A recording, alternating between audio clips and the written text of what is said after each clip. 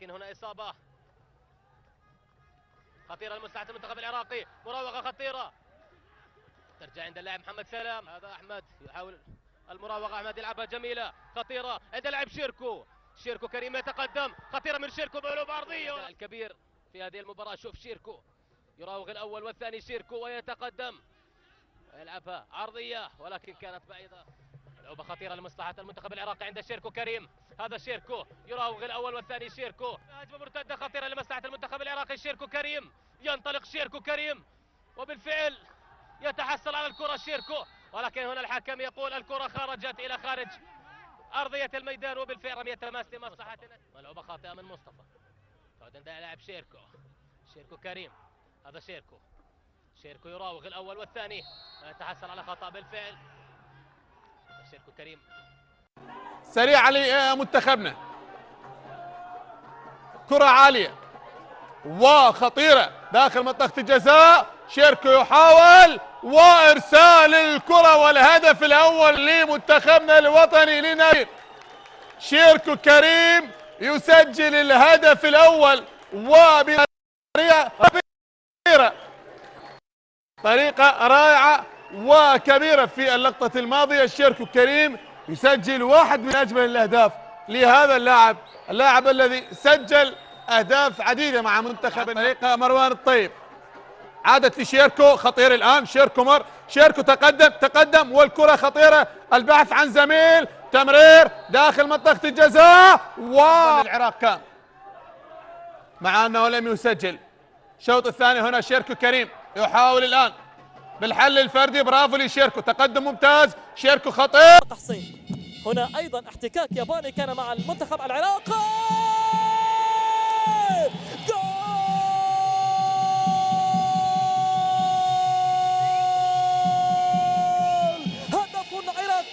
بطعم الفرات من حيث ما تدفقت مياهه ومن حيث ما يمر. وللعراق أهداف حينما أتذكر ليس سرا أن للعراق تاريخ وأهداف وأسماء لمعت.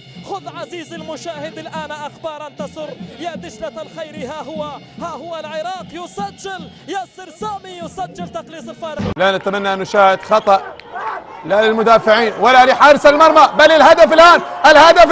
هدف. جول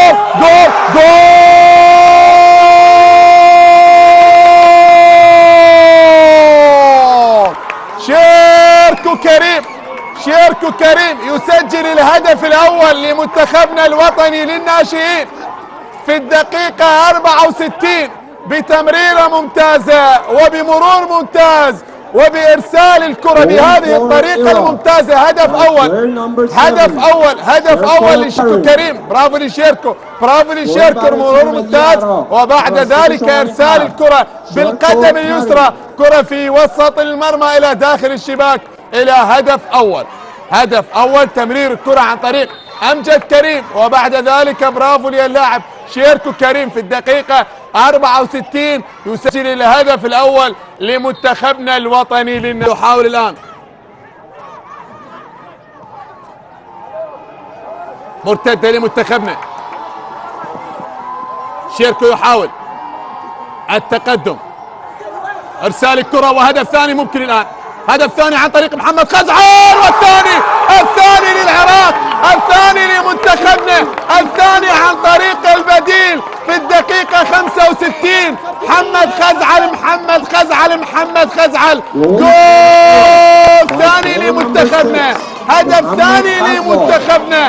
الله على ناشئينا بهذه المباراة. وفي هذه الدقيقة 64 والدقيقة 65 شيركو كريم وبعد ذلك محمد خزعل بتسديد بالقدم اليسرى على يسار الحارس وونغ وهدف ثاني.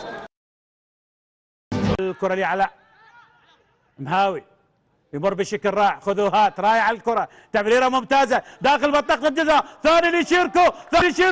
جول للعراق. هدف ثاني للعراق. سامر أو شيركو أعتقد لشيركو. العراق يسجل هدف ثاني عن طريق شيركو يسجل الهدف الثاني للعراق مقابل لا شيء للمنتخب العماني. عاد مرت ما مرت، هدف عراقي رائع. شوف المرور الجميل ويدفع الكرة بشكل رائع وذكي جدا. كملها سامر ماجد السعودي، وبذلك المنتخب العراقي هو من يتصدر هذه المجموعة ويتأهل إلى الدور النصف النهائي. كل التوفيق والمباركة لمنتخب شيركو كريم لاعب المنتخب العراقي هداف البطولة، لاعب القادم من كركوك، لاعب نادي الشرطة، على خطأ أبو ذنوس يونس محمود اللاعب الكبير. شيركو كريم هداف البطولة ب6 أهداف، هداف البطولة لاعب منتخبنا العراقي للناشئين. مبروك لشيركو، الموهبة التهديفية الجديدة القادمة للنجومية. شيركو كريم يتلقى التهاني. أحسن لاعب في البطولة للعراقي شيركو كريم. كأس آخر أفضل لاعب بالبطولة شيركو كريم. مبروك لشيركو، أفضل لاعب بالبطولة شيركو كريم.